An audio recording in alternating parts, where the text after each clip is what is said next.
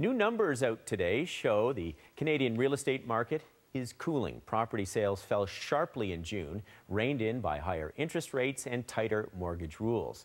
So how is that impacting people trying to buy and sell today? Well, the CBC's Melanie Nagy found out. I think I was really shocked, and as I told you, when I started doing this just by having a realtor put in on MLS, I thought, it was going to go like a week max. I've been noticing that over the past couple of months there's been a lot more listings, and because of that I'm not feeling as pressured. Meet Mark Shimmin, first-time buyer, and Wendy Cam-Marcy, first-time seller. Two people whose situation is typical in a real estate market that is cooling across the country. Now things have changed, so I'm kind of wondering what happened here. Cam-Marcy's downtown Toronto loft has been on the market now for 6 weeks, unheard of 2 years ago. Back then, she had to endure a fierce bidding war and pay thousands above the asking price. Since I bought it, the situation has changed with the economy and HST and mortgage rates and different things like that. But that slowing market, worrying Cam-Marcy, has Shimmin smiling.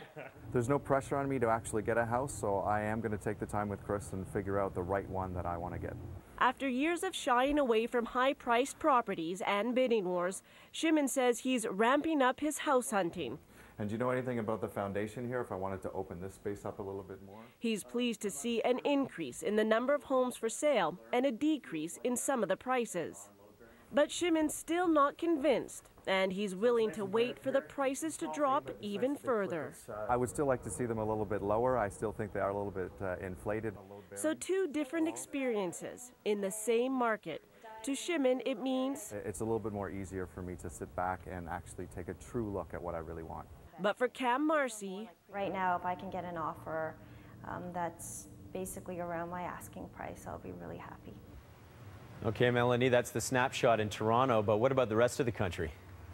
Well, so it looks really like it's here in Toronto and Calgary. Those are the two areas, the two cities where you see the most pronounced declines. Now, at areas that are weathering the situation a bit better, you have Manitoba and PEI. But a lot of realtors, a lot of analysts, they're looking across the country and they're saying that a lot of us are in a similar situation. And the Canadian Real Estate Association says 70% of all the local markets, they're seeing that contraction of sales, Mark. Okay, thanks, Melanie. Melanie Nagy in Toronto tonight. Well, if you think that owning a pricey house in a hot market guarantees your net worth is increasing, think again. It wasn't downtown Toronto or Vancouver where net worth jumped the most last year, but in Quebec City, Winnipeg, Halifax, and Saskatoon. Now, in all those places, household net worth jumped nearly 10%. A new study shows people in mid-sized cities are doing a better job at managing debt and continuing